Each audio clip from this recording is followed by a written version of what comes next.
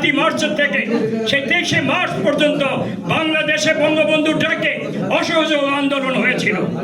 গান্ধীজির অসহযোগ আন্দোলন যেমনি ভাবে পাকিস্তান এবং ভারত দুটি রাষ্ট্র বিভক্ত হয়, তেমনি ভাবে বাংলাদেশ রাষ্ট্রের যে অগ্রদূত মুক্তির জনতা, আমাদের জাতির জনক বঙ্গবন্ধু সেদিন ডাক দিয়েছিল যে সবকিছু বন্ধ করে দাও।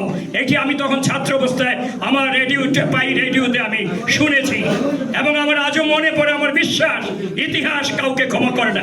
ইতিহাসে 23শে মার্চ পর্যন্ত এই অসহযোগ আন্দোলন বাংলাদেশে অনুষ্ঠিত হয়েছে, সার্থকভাবে অনুষ্ঠিত হয়েছে।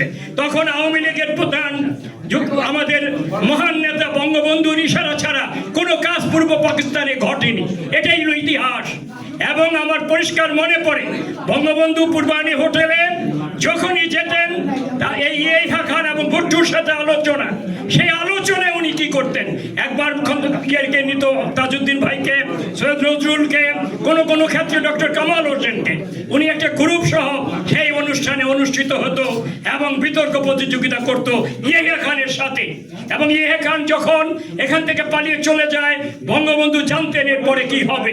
আমি যেন ওসমানীর সান্নিধ্যে কিছু সময় আমার জীবনের একটি ইতিহাস জড়িত রয়েছে। জানি আমি যে ওসমানী সেই দিন ওনার কাছ থেকে আমি শুনেছি যে উনি কিভাবে জাতির জনক বঙ্গবন্ধু বলছিল 32 নম্বরের বাড়িতে 26শে মার্চ দিবাগত রাত্রে সবাই চলে গেল, আপনি একটু পরে যাবেন। আজকে মৃত ব্যক্তি, আমিও রোজাদার, আমিও চলে যাব, মিথ্যা কথা বলছি না।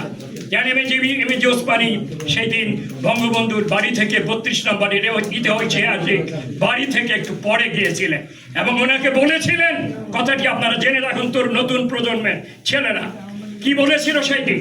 বলেছিল সবাই চলে যেতে ভুল করলো, আপনাকে যেন ওরা না পায়। এবং ঠিকই ঘটছিল, জানি ওসমানীকে ওরা পায়নি।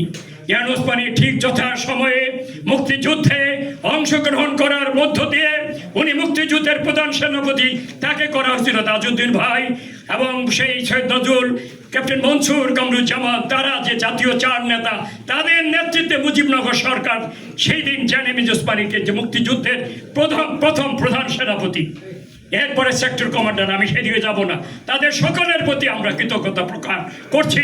এই 7ই মার্চ থেকে কন্টিনিউ 26শে মার্চ পর্যন্ত বাংলাদেশের যে ইতিহাস, সেটা কেউ ক্ষমা করতে পারবে না, ইতিহাসকে কেউ কর্তন করতে পারবে না।